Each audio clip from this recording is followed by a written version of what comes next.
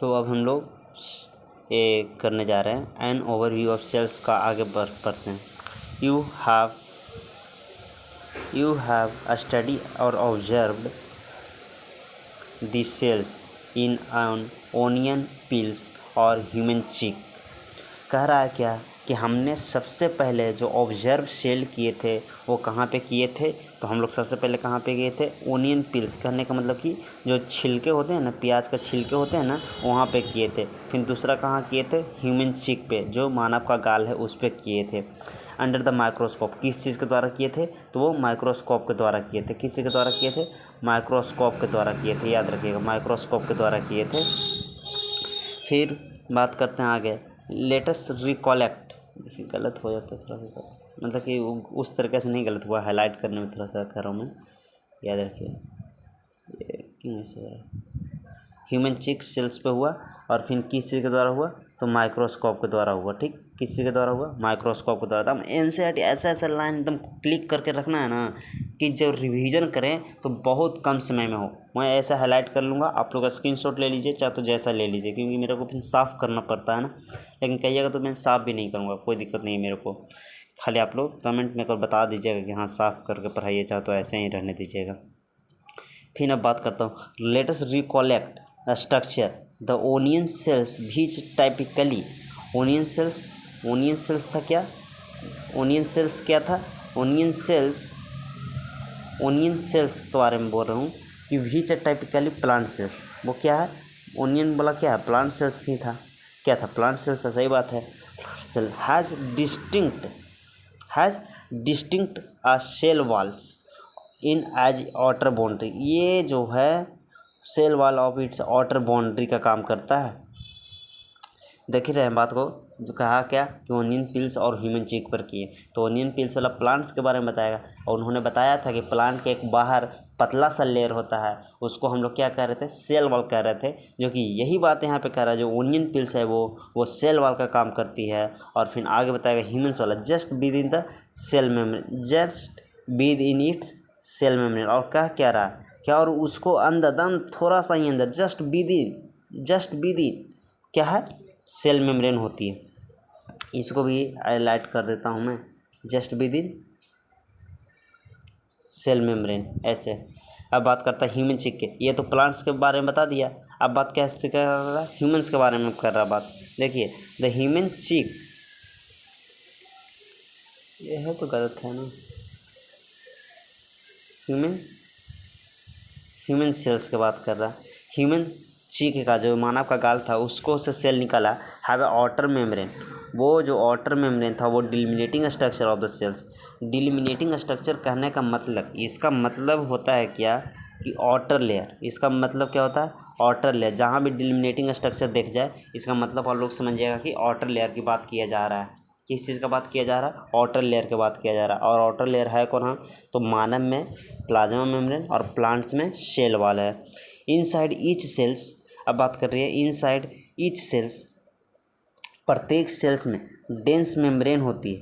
प्रत्येक सेल्स में क्या होती है, डेंस मेम्ब्रेन बॉन्ड स्ट्रक्चर होती है, दैट इज कॉल्ड न्यूक्लियस। जो मैं बता रहा था इस तरीके से थोड़ा सा समझने का प्रयास करिएगा कि इस तरीका का सेल है छोटे, और इसमें हम लोग हरा से बना रहे थे न्यूक्लियस। तो इसी को कह रहा है कि ये डेंस है, कैसा है, डेंस मेम्ब्रेन है, DENAC, डेंस मेम्ब्रेन है। वो क्या है, न्यूक्लियस का मेम्ब्रेन है, वो बताने का प्रयास कर रहा है। देखिए अब इसी सेल पर अब पूरा चीज़ मैं बताने का प्रयास करूँगा। Dense membrane that is called nucleus. कहाँ न्यूक्लियस है, समझ गया ना, यही न्यूक्लियस है। ये क्या है, न्यूक्लियस है। मैं लिखते भी चलता हूँ, ये है न्यूक्लियस, ताकि ये है न्यूक्लियस। पूरा नहीं लिखूँगा क्योंकि बहुत चीज़ इसको हम लोग को दर्शाना है, लेकिन अभी लिख दिया हूँ, न्यूक्लियस है। ठीक, अब आगे देखता हूँ। This nucleus contains chromosomes. ये क्या कंटेन करती है, क्रोमोसोम को कलेक्ट करती है। इसको हाईलाइट कर लीजिएगा, क्या कलेक्ट करती है, क्रोमोसोम्स को कलेक्ट करती है। ठीक ना, इस तरीके से हो जाता है ना, गुस्सा हो जाता है।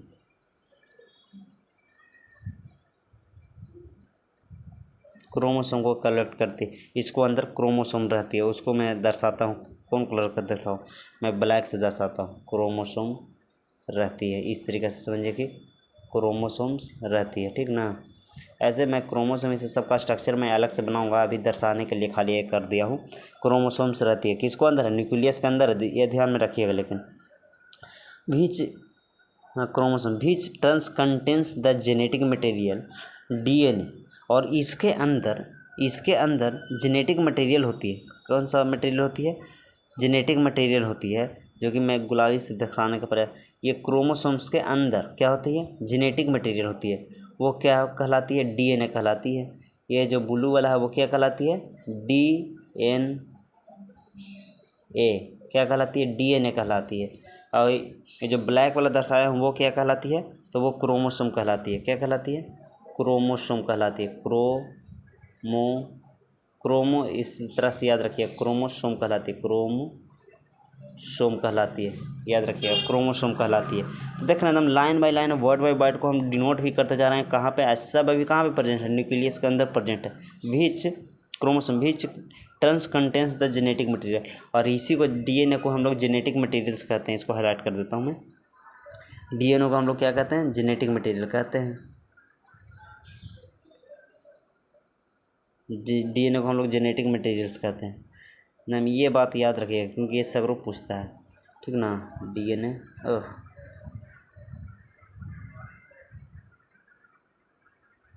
डीएनए को हम लोग जेनेटिक मटेरियल कहते हैं, ठीक। Cells that have membrane bonded nuclei that is called prokaryotic, जो पहले ही मैं बता दिया हूँ मैं। कह क्या रहा है कि जिसको मेम्ब्रेन, ये देखिए यहाँ पे मेम्ब्रेन बॉन्ड है, जिसका न्यूक्लियस का मेम्ब्रेन बॉन्ड है, उसको यूकैरियोटिक कहते हैं। हमने पहले बताया था ना इसको अनुसार से डिफरेंट होता है। ये न्यूक्लियस है, न्यूक्लियस के बाहर मेम्ब्रेन है, न्यूक्लियस के बाहर मेम्ब्रेन है। ये जो डेंस मेम्ब्रेन कह रहे थे वो न्यूक्लियस मेम्ब्रेन ना है। डेंस मेम्ब्रेन जो मैं कह रहा था, ये देखिए ये न्यूक्लियस मेम्ब्रेन है, ठीक ना। तो जो न्यूक्लियस मेम्ब्रेन जिसमें प्रेजेंट होता है वो क्या कहलाता है, यूकैरियोटिक कहलाता है। क्या कहलाता है, यूकैरियोट कहलाता है। क्या कहलाता है, यूकैरियोट कहता है। वही बात यहाँ पे बताने का प्रयास कर रहा है।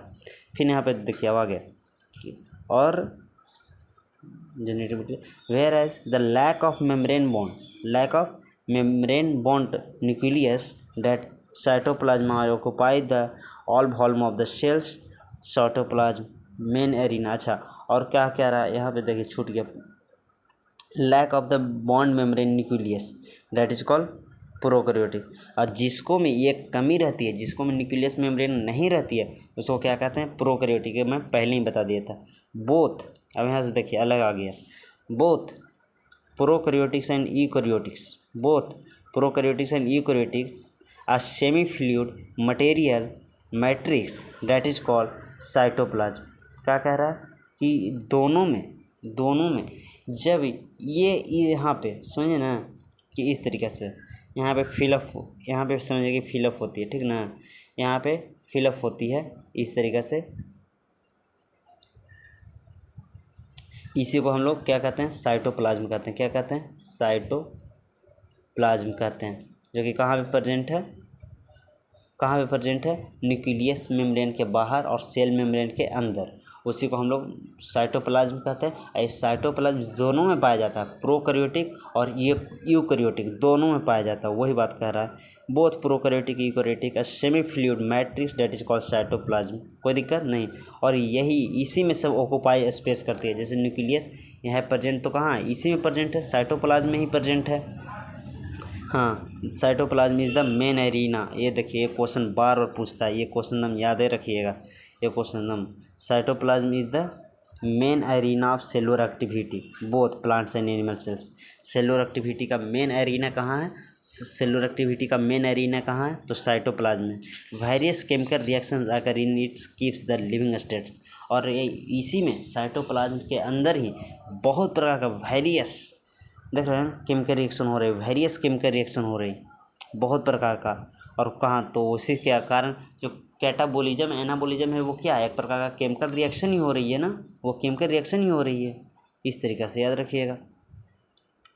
फिर आगे मैं बात करता हूँ, beside the nucleus eukaryotic cells have other membrane bound और distinct structure that is called organelles. क्या कह रहा है कि बिसाइड्स द न्यूक्लियस, न्यूक्लियस के अलावा यूकैरियोटिक्स जो कोशिका है, यूकैरियोटिक जो कोशिका है उसके पास other membrane bound distinct structure, जैसे क्या कह रहा है, यहाँ तक समझ गए ना बात को। अब यहाँ तक इरेज कर दूँ, उसके बाद मैं अब यहाँ से अब बात मैं बताऊँगा। जो स्क्रीनशॉट लेना है, कुछ भी लेना है आप लोग ले सकते हो। फिर हम इसको अभी इरेज करने जा रहा हूँ, ठीक, क्योंकि हम इसको डन करूँगा, हम लोग को पास नेक्स्ट पेज होता नहीं है। जैसे ये बताना क्या चाह रहा है कि जो ये साइटोप्लाज्म था ना, न्यूक्लियस नहीं, अब साइटोप्लाज्म में आइए। अब थोड़ा सा विस्तार करके मैं ऐसे यहीं पे बताने का प्रयास करता हूँ हल्का, कि मान लीजिए कि यहाँ पे कहा क्या रहा है कि ये है, तो यहाँ पे मान लीजिए कि इस तरीक़ा का कोई एक ऑर्गेनल्स है। फिर ये मान लेता हूँ कि माइटोकॉन्ड्रिया, ठीक, इसको मान लेता हूँ राइबोसोम्स है, इसको फिर और दूसरा पेंस ले लेता हूँ, इसको मान लेता हूँ लाइसोसोम्स है, ठीक, इसको लाइसोसोम्स। तो ये सब के पास भी एक अपना मेम्ब्रेन होती है। जैसे ये माइटोकॉन्ड्रिया, इसको राइबोसोम्स ले लिए, ये राइबोसोम्स है, इसको ले लिया कि माइटोकॉन्ड्रिया है, इसको ले लिया कि लाइसोसोम्स है। तो इस सबके पास अपना अपना मेम्ब्रेन भी होती है, वो बताने का प्रयास कर रही है। समझ रहे बात को, वो बताने का प्रयास कर रही है कि देखिए क्या बताने का प्रयास कर रहा है। बिसाइड्स द न्यूक्लियस, न्यूक्लियस के अलावा यूकैरियोटिक्स के पास जो होती है ऑर्गेनल्स, उसको पास other membrane bound distance organelles, उसको एक अदर मेम्ब्रेन होती है जिसके कारण उसको हम लोग क्या कहते हैं, ऑर्गेनल्स कहते हैं। Like the endoplasmic reticulums and Golgi complexes, lysosomes, mitochondria, microbodies, vacuoles, ये सब कहाँ पे प्रेजेंट है, साइटोप्लाज्म में। और वही कह रहा है माइटोकॉन्ड्रिया हम लोग दिखा दिए, लाइसोसोम्स आपको दिखा दिए। फिर क्या बोल रहा है, ईआर, तो ईआर यहाँ से ऐसे होता है, यहाँ से ईआर ये निकाल लिया, और इस तरीक़ा का होती है ईआर, ठीक ना, दोनों साइड होती है। और जीवन साइड पे राइबोसोम उसको ऊपर आके बैठ जाती है, राइबोसोम आके ऊपर बैठ जाती है, तो वो आर बन जाती है। ये मान लेते हैं कि एसीआर है, क्या है, एसीआर है। जिस समय बताता हूँ उसी समय आप लोग नोट करना, तो उसी समय नोट करिए, क्योंकि बाद में ये डायग्राम थोड़ा सा गंदा टाइप का बनते जा रहा है। देख रहे हैं एक ही डायग्राम बनाने का क्या कारण हो रहा है, सारा का सारा डायग्राम ऐसे। मैं इसको एक बार फिर से मैं बताऊँगा, एक बार नहीं भी 3-4 बार मैं बनाऊँगा, लेकिन एक ओवरव्यू मैं दे रहा हूँ और ये रिवीजन के लिए है। समझें बात को। NCERT हाइलाइटर सीरीज आप बिना कभी पढ़े भी नहीं हो, डायरेक्ट NCERT आप पढ़ना चाहिएगा, तो आप लोग को उतना समझ में भी नहीं आएगा। हम बात रहता है खुल के बोल देता हूँ। हाँ, तो ये देखिए ये कौन कौन सा ऑर्गेनल्स की बात कर रही थी, Golgi body complex, mitochondria, microbodies. ये याद रखिए, प्रोकैरियोटिक्स में lack of cell membrane that is called bonded organelles. कर आप ये लाइन्स एक बार हाँ ध्यान में, ये लाइन्स एकदम याद रखिए। प्रोकैरियोटिक्स में लैक करती है सच मेम्ब्रेन्स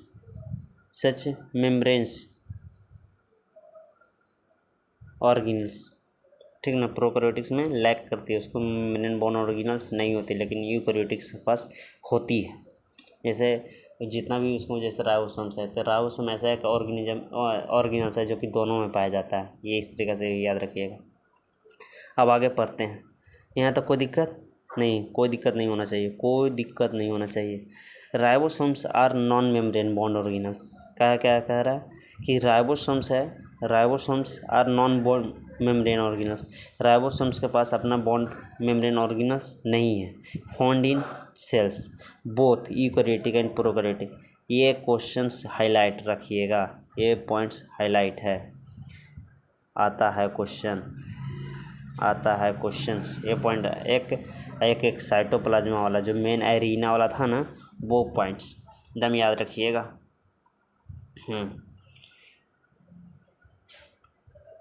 तो कह रहा है कि एक राइबोसोम ऐसा ऑर्गेनल्स है जो कि दोनों में पाया जाता है, प्रोकैरियोटिक्स और यूकैरियोटिक्स में, जो कि विदाउट मेम्ब्रेन का है, जो कि मेम्ब्रेन भी नहीं है। विद इन द सेल्स के अंदर ribosomes are found not only in cytoplasm.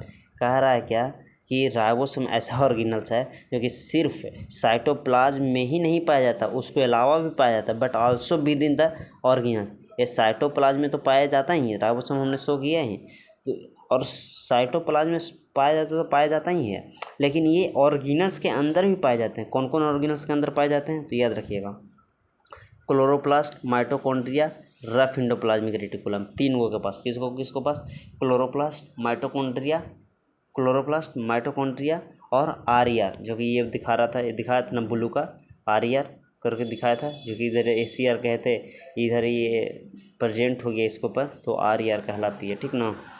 और माइटोकॉन्ड्रिया दिखाई दिया था इस तरीका का, और राइबोसोम तो है ये बात, समझ रहे हैं बात को। अब बात करता हूँ आगे। Animal cells contains another non membranes organelles that is called centrosomes. Animal cells में एक और ऑर्गेनल्स है, जिसको हम लोग नाम क्या दे रहे हैं, सेंट्रोसोम दे रहे हैं नाम। Animal cell contains other non membrane bond organelles that is called centrosomes which helps in division, cell division, जो कि मदद किस चीज़ में करती है, सेल डिवीजन को मदद करती है। किस चीज़ में मदद करती है, सेल डिवीजन में मदद करती है। Cells different greatly size, cells है जो कि डिफरेंट होती है किसी पर size, shape, greatly activity. For example mycoplasma कैसा है, तो इसको इस तरह से, ये बहुत इंपॉर्टेंट है। हटिए, माइकोप्लाज्म क्या है, माइकोप्लाज्म ये स्मॉलेस्ट ऑर्गेनल्स है, ठीक ना। क्या है, स्मॉलेस्ट ऑर्गेनल्स है। माइकोप्लाज्म स्मॉलेस्ट ऑर्गेनल है। एक इसको कितना साइज है, तो साइज इसको याद रखिएगा, साइज इसको ये साइज याद रखने का चीज़ है, तो पक्का से याद रखिए, सुनो ना। अच्छा, ये साइज याद रखिएगा, लेकिन ये साइज को अथी करना चाह रहे थे, थोड़ा सा डिनोट करना चाह रहे थे, और फिर बैक्टीरिया अदर चलते हैं। तो यहाँ तक इस पेज में किसी को दिक्कत, एक पेज पे सोचिए 15 से 16 मिनट में दे रहा हूँ एक टॉपिक पे, लेकिन हाँ हर एक वर्ड को मैं समझाने का प्रयास कर रहा हूँ, और कोई भी एक लाइन तक के नहीं छोड़ रहा हूँ। एकदम जो NCERT हाइलाइटर सीरीज होता है, एकदम NCERT हाइलाइटर सीरीज की तरह मैं पढ़ा रहा हूँ। चलिए, यहाँ तक कोई दिक्कत नहीं, डन कर दूँ। ऐसे इसी तरीक़ा से रखना चाहते हैं तो आप इसी तरीक़ा से रख सकते हैं, लेकिन हम अपना अथी पर से मैं डिलीट कर लेता हूँ। यहाँ तक कोई दिक्कत नहीं हुआ होगा। आगे मैं बढ़ता हूँ। अब क्या कह रहा था कि यहाँ पे देखिए, कह रहा है कि लेंथ, माइकोप्लाज्मा जो सबसे छोटा ऑर्गेनिज्म है, जिसका लेंथ कितना था, जिसका लेंथ 0.3 माइक्रोमीटर था। और अब बात करती है विल बैक्टीरिया का, क्या किस इसका बात कर रही है, बैक्टीरिया की बात कर रही है, बैक्टीरिया की बात कर रही है ना। हाँ, तो bacteria could be 3 to 5 micrometer, 3 to 5 micrometer, कितना, 3 to 5 micrometer. The largest isolated single cells एक है ऑस्ट्रिच का होता है, ये याद रखिएगा, ये भी एक बहुत इंपॉर्टेंट है कि लार्जेस्ट सबसे बड़ा, लार्जेस्ट सबसे लंबा आइसोलेटेड एक सिंगल सेल का किसका होता है, एक तो ऑस्ट्रिच का होता है। Among the multi cellular organism humans red blood cells are about, humans का जो रेड ब्लड सेल्स है वो कितना का होता है, 7.0 माइक्रोमीटर का होता है, डायमीटर का होता है। नर्व सेल्स सबसे लॉन्गेस्ट होता है। ये सब तो याद करने वाला है, यहाँ पे कुछ समझाने वाला नहीं है। नर्व सेल्स, ये है नर्व सेल हमारे, मैं ये सब बताता चलता हूँ। ये है नर्व सेल्स, ये हमारे हैं नर्व सेल्स, ठीक। ये है RBC रेड ब्लड सेल्स होती है, जिसको हम लोग का 7.0 माइक्रोमीटर है, ठीक। ये देखिए शेप के अनुसार से बोल रहा है, ये WBC है, वाइट ब्लड सेल्स, इसको कॉलमनार शेप है। ये इसका ट्रैकिड एलोंगेटेड है, इलोंगेटेड टाइप के। मेजोफिल्स है जो कि पत्ता में पाए जाते हैं। इस तरीक़ा के राउंड ओवल शेप, देखिए ये पूरा दिखा रहा है कि ये राउंड है, कोई ओवल शेप का दिखा रहा है, ये पूरा बात बताने का प्रयास कर रहा है। नर्व सेल्स देखिए नर्व सेल्स है। नर्व सेल्स की बात किया जाए तो नर्व सेल इस तरीक़ा से मैं बताता हूँ थोड़ा सा इसके बारे में, नर्व सेल के बारे में। ये होती है साइटोन, इसको कहते हैं, क्या कहते हैं, साइटोन कहते हैं, जो कि सेल बॉडी कहलाती है। ये होती है डेंड्राइट्स, क्या होती है, डेंड्राइट्स होती है, इसको डेंड्राइट्स कहते हैं। और यहाँ पे फिर माइलिन शीथ का लेयर होती है, इस तरीके से माइलिन शीथ का लेयर होती है। और ये होती है टर्मिनल पार्ट होती है, और ये माइलिन शीथ कहलाती है। माइलिन, ऐसे उस चैप्टर पढ़ेंगे तो ज़्यादा अच्छा से समझ में आएगा, उसमें माइलिन शीथ कहते हैं, ठीक ना। इस तरीक़ा से याद रखिएगा। यहाँ पे प्रोटीन ज़्यादा होता है, इस तरीके से बहुत सारी चीज़ें हम लोग का पढ़ने का रहता है, उस समय ही ज़्यादा अच्छा से समझ में आएगा। आगे मैं बताऊँ, नर्व सेल तक हो गया। तो cells also vary greatly their shape, cells भी वेरी करती है ग्रेटली, बहुत ज़्यादा। Cells also vary greatly shape भी उसको बहुत ज़्यादा वेरी करती है। And they may be disc like polygonal, देख रहे हैं, डिस्क लाइक ये हो गया, पोलियोगोनल से हो गया, कॉलमनार ये हो गया, क्यूबाइडल स्ट्रक्चर हम लोग पढ़े हैं, थ्रेड लाइक ये हो गया, थिक थ्रेड लाइक ये हो गया, और irregular the shape of the cells में vary within the function और परफॉर्म्स। समझ रहे बात को, कह रहा है सेल्स भी वेरी करती है, कैसा कैसा वेरी करती है तो याद रखने का चाहिए। Polygonal, disc like, columnar, cuboidal, thread like, इस तरीके की चीज़ को वेरी करती है। यहाँ तक कोई दिक्कत नहीं। अब बात थोड़ा सा करना है हम लोग को प्रोकैरियोटिक्स के बारे में, हम लोग को अब देखना है prokaryotics cells. Prokaryotic cells are represented by bacteria. ये प्रोकैरियोटिक्स, पहले मैं बता देता हूँ कि प्रोकैरियोटिक्स का मतलब क्या होता है ना। प्रोकैरियोटिक्स जिसको पास, थोड़ा सा इसको बारे में बता देता हूँ कि इसको पास न्यूक्लियस मेम्ब्रेन क्या होता है, एब्सेंट होता है। क्या होता है, एब्सेंट होता है। इसको पास जो ऑर्गेनल्स होती है, ऑर्गेनल्स जो होती है उसको पास मेम्ब्रेन नहीं होती है, ऑर्गेनल्स होती है, ऑर्गेनल्स होती है, वो मेम्ब्रेन एब्सेंट होती है, मेम्ब्रेन एब्सेंट होती है, ठीक, एब्सेंट होती है। फिर इसको बाद जो इसको न्यूक्लियस होती है वो साइटोप्लाज्म में ही रहती है। न्यूक्लियस जो होती है वो कहाँ प्रेजेंट होती है, प्रेजेंट साइटोप्लाज्म में प्रेजेंट होती है। ये है थोड़ा सा इसको ओवरव्यू है प्रोकैरियोटिक्स के बारे में, इतना चीज़ हम लोगों को पता होना चाहिए, ठीक। अब आगे बात करते हैं प्रोकैरियोटिक्स से, पढ़ते हैं। Prokaryotic cells are represented by bacteria. Prokaryotic cells कह दे तो इसका मतलब ही समझ जाना किसका बात हो रहा है, बैक्टीरिया का। बैक्टीरिया का बहुत प्रकार का bacteria, blue green algae, mycoplasma, PPLO, इस तरीक़ा के बहुत सारे। तो पीपीएलओ जिसको नाम क्या है, पिलर निमोनिया लाइक ऑर्गेनिज्म, समझे ना बात को। उसको आगे देख, PPLO greatly smaller and multiple more rapidly, and then the eukaryotic cells they may vary greatly shape size, वो बहुत ज़्यादा उसका शेप साइज पे बहुत ज़्यादा होती है। There are 4 basic shape of the bacteria, जो कि सबको पता रहता है। बैसिलस जो कि रेड लाइक होती है, कोकस जो कि स्फेरिकल होती है, विवरो जो कोमा शेप का होती है, एस्पेरिलियम स्पाइरल, सबका मैं शेप बना के आपको दिखा देता हूँ। जैसे सबसे पहले क्या कर रहा है, जो रेड लाइक है, इस तरीक़े से समझिए कि रेड लाइक बैक्टीरिया होती है, क्या होती है, रेड लाइक बैक्टीरिया होती है, इसी को रेड लाइक कहते हैं, ठीक ना। ये क्या होती है, बैसिलस इसको कहते हैं, क्या कहते हैं, बैसिलस।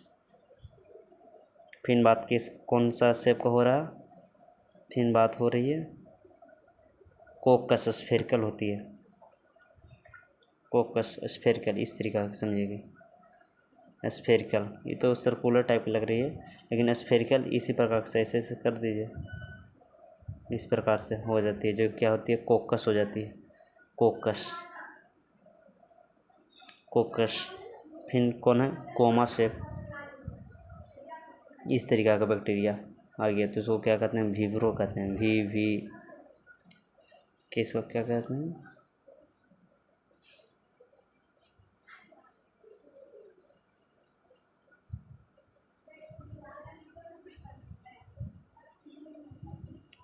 विवरो कहते हैं,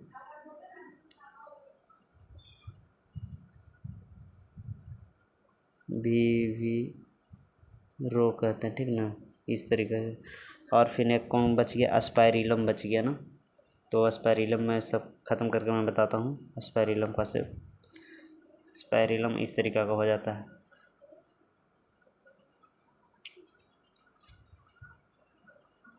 इस तरीक़ा का समझिए कि रहता है, ठीक ना, इस तरीक़ा के याद कर लीजिए, समझिए, कोई दिक्कत नहीं होना चाहिए। अब आगे पढ़ते हैं हम लोग, कहाँ चले गए, बैसिलस रेस्पिरेलियम में हो गया। The organisms prokaryotic cells is fundamentally similar. Even through the prokaryotic exhibits the widely variety of the shape and functions. कह रहा है कि जो ऑर्गेनिज्म है प्रोकैरियोटिक जो फंडामेंटली सिमिलर होती है। फंडामेंटली सिमिलर करने का मतलब कि एक बैक्टीरिया जो काम कर रही है वो सब एक ही प्रकार का बैक्टीरिया करती है, काम को सब काम करेगी, लेकिन through the prokaryotic exhibits a wide variety of the shape. Bacteria का सबका काम एक ही है, लेकिन उसको वैरायटी शेप के अनुसार से देखा जाए तो बहुत ज़्यादा वैरायटी है। शेप के अनुसार से देखा जाए तो बहुत ज़्यादा वैरायटी है, समझे ना, बहुत ज़्यादा वैरायटी है। और फंक्शंस, ये बात कहने का प्रयास कर रहा है। ठीक, यहाँ तक कोई दिक्कत? तो अब आगे बढ़ते हैं। यहाँ तक कोई दिक्कत नहीं होना चाहिए। अब आगे मैं बढ़ता हूँ। नेक्स्ट पेज कैसे करूँ मैं भाई? Next page. All prokaryotics have a cells surrounded the cell membranes. कहा क्या रहा कि जितने भी हैं वो सब प्रोकैरियोटिक्स के सेल सराउंडेड मेम्ब्रेन नहीं होती है, सभी भी एक के छोड़ के, except mycoplasma. Prokaryotics have cell wall surrounding. अच्छा सॉरी, हम गलती बोल दिए। क्या कह रहा है ना कि प्रोकैरियोटिक्स के बाद जो होती है वो बाहरी कवरिंग कौन करती है? तो सेल वॉल करती है, लेकिन cell wall surrounding this cell membrane के बाहर भी एक कवच होती है जिसको हम लोग क्या कहते हैं? सेल वॉल कहते हैं। और ये एक्सेप्ट एक माइकोप्लाज्मा जिसको कितना साइज था, 0.3 माइक्रोन मीटर था ना, उसका बाहर नहीं होता है, ना सेल वॉल होती है ना सेल मेम्ब्रेन होती है, बहुत छोटे होते हैं क्योंकि the fluid matrix filling in cytoplasm, ठीक ना, साइटोप्लाज्म, उसमें फिलिंग क्या होती है? Cytoplasm. There is no well defined nucleus, इसके पास कोई वेल डिफाइंड न्यूक्लियस नहीं होती है, and the genetic materials basically naked. और जो प्रोकैरियोटिक्स होते हैं उसको जेनेटिक मटेरियल कैसा होता है? नेक्ट होता है। मैंने बहुत बार बताने का प्रयास कर रहा हूँ कि न्यूक्लियस जो प्रोकैरियोटिक्स होते हैं उसके पास जो न्यूक्लियस होती है उसको कोई मेम्ब्रेन नहीं होती है। जब न्यूक्लियस के मेम्ब्रेन ही नहीं होगी और न्यूक्लियस में ही जेनेटिक मटेरियल डीएनए जीन इसमें सब प्रेजेंट होती है, जो प्रेजेंट होती है ना, तो वो वहाँ पे प्रेजेंट होती है, तो नहीं है, तो इसीलिए कह रहा है कि नेक्ड है, not enveloped by the nucleus membrane. जो मैं बोला वही चीज लिख दिया। In addition genetic DNA the single chromosomes circular DNA and many bacteria have a small circular DNA outside the genomic DNA। क्या कह रहा है कि जो प्रोकैरियोटिक्स होती है उसको जो जेनेटिक मटेरियल होती है वो कैसा होता है? सिंगल क्रोमोसोम में होती है और सर्कुलर में होती है, इस तरीका का, कि इसको क्रोमोसोम इस तरीका का है, समझे ना बात को? इस तरीका का सिंगल क्रोमोसोम है और कैसा? सर्कुलर है, यही बात बताने का प्रयास कर रहा है। समझे? एकदम एक एक शब्द को एकदम समझा रहा हूँ भाई, कसम से दम मैं सब एक एक शब्द को मैं समझा रहा हूँ, कोई भी पॉइंट्स को अभी तक नहीं स्किप किया हूँ।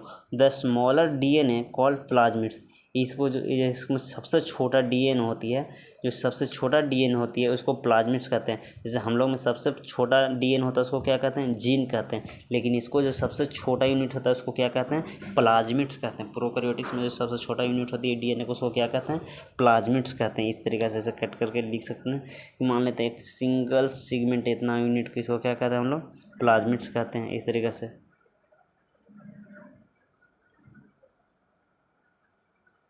प्लाज्मिड्स कहते हैं,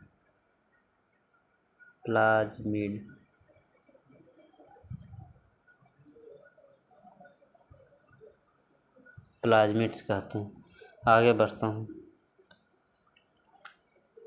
प्लाज्मिड्स अब the plasmids DNA confer the certain unique pheno थोड़ा सा बड़ा करता हूँ फिनोटाइपिक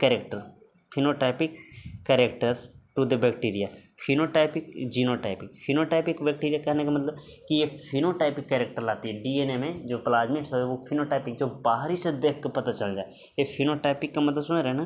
फिनोटाइपिक का मतलब हुआ क्या कि जो हम लोग बाहरी से देख के समझ जाएं। कुछ कैरेक्टर में डिफरेंट लाती है जिसके कारण बैक्टीरिया में फिनोटाइपिक, जिसके कारण ये एक्सटर्नल स्ट्रक्चर इसको थोड़ा सा चेंज करती है। एक्सटर्नल स्ट्रक्चर चेंज करती है।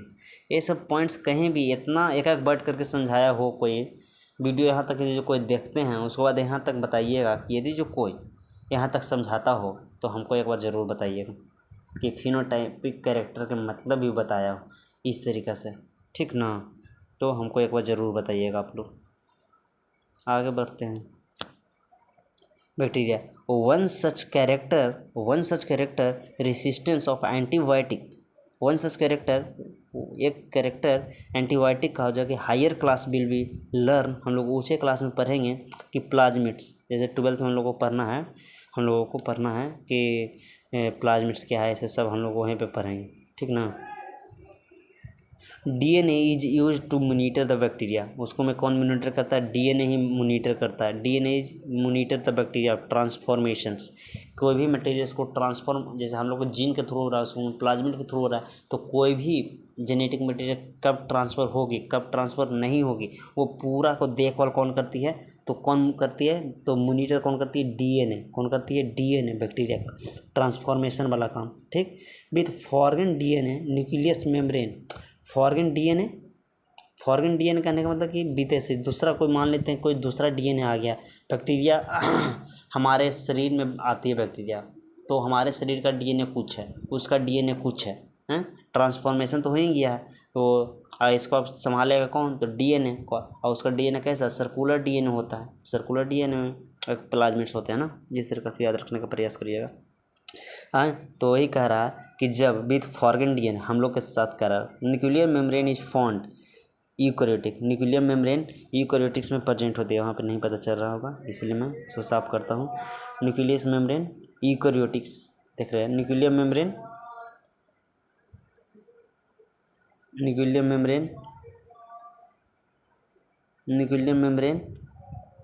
Found in eukaryotic.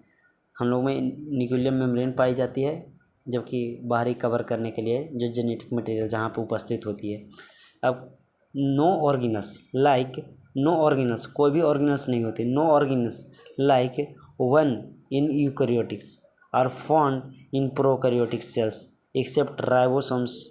कह रहा है कि कोई ऐसा ऑर्गेनिज्म नहीं प्रेजेंट होती है जो कि प्रोकैरियोटिक्स में पाया जाए और वो यूकैरियोटिक्स में पाया जाए। एक ही सिर्फ सिंगल ऑर्गेनिज्म होती है, वो राइबोसोम होती है, जो कि प्रोकैरियोटिक में पाया जाता है और यूकैरियोटिक में पाया जाता है। क्योंकि प्रोकैरियोटिक में पाया जाता है मीजोजोम्स हम लोग में होता ही नहीं है। मीजोजोम्स क्या काम करने का काम करता है? तो उसको रिस्पायरेशन करने का काम करता है। हम लोग माइटोकॉन्ड्रिया रिस्पायरेशन करने का काम कर देती है। तो इस तरीके से कोई भी नहीं होता, एक ही ऑर्गेनल्स होती है जो कि दोनों में पाई जाती है और सेम पाई जाती है। वो क्या है? राइबोसोम्स। क्या है वो? Ribosomes. Prokaryotics have something unique form inclusion. Prokaryotics के पास कुछ यूनिक फॉर्म है इंक्लूजन का। इंक्लूजन का मतलब इंक्लूजन बॉडी की बात कर रही है, तो प्रोकैरियोटिक्स के पास कुछ यूनिक है और हम लोग के अनुसार से हम लोग में यूनिक है। Specialised difference between the cell membrane of the mesosomes. देखिए कह देना पहले, is the characteristic of the prokaryotics and essential in folding of the cell membrane. जो क्या रहा है कि मेजो यूनिक कैरेक्टर क्या है, तो वो उसको में मेसोजोम्स होती है। जैसे इस तरीके के मैं चित्र बना के आपको बता देने का प्रयास करता हूँ कि जैसे एक बैक्टीरिया मैं बना रहा हूँ, ठीक ना। तो ये इस तरह का बैक्टीरिया में बताती है। तो ये जो है ना वो मेसोसोम करती है, मेसोसोम होती है। ये किसका है चित्र? ये है बैक्टीरिया का चित्र है। किसका चित्र है? बैक्टीरिया का चित्र है। तो ये मेसोसोम से ये करने का काम करता है क्या? डिवीजन भी करने का काम करता है, और रिस्पायरेशन भी करने का काम करता है। समझे ना बात को। तो ये यूनिक कैरेक्टर है किसके लिए, प्रोकैरियोटिक्स के लिए। किसके लिए, प्रोकैरियोटिक्स के लिए। This is called infolding of the plasma membrane. यही ना है प्लाज्मा मेम्ब्रेन, इसको बाहर सेल वॉल होती है, ठीक, इसको बाहर सेल वॉल होती है और इसको और बाहर ग्लाइकोकाइलिक्स होती है, ठीक। ये सब बैक्टीरिया के जब सेल में पढ़ूंगा तो उसमें मैं बताऊंगा सब है सारा चीज़। तो ये है प्लाज्मा मेम्ब्रेन। प्लाज्मा मेम्ब्रेन क्या कर गया, इनफोल्डिंग कर गया। क्या कर गया, इनफोल्डिंग। समझे ना, कोई दिक्कत यहाँ तक दम के एक वर्ड समझ में आ गया होगा। बहुत अच्छा, दम हैप्पी, वी आर हैप्पी, बहुत अच्छा।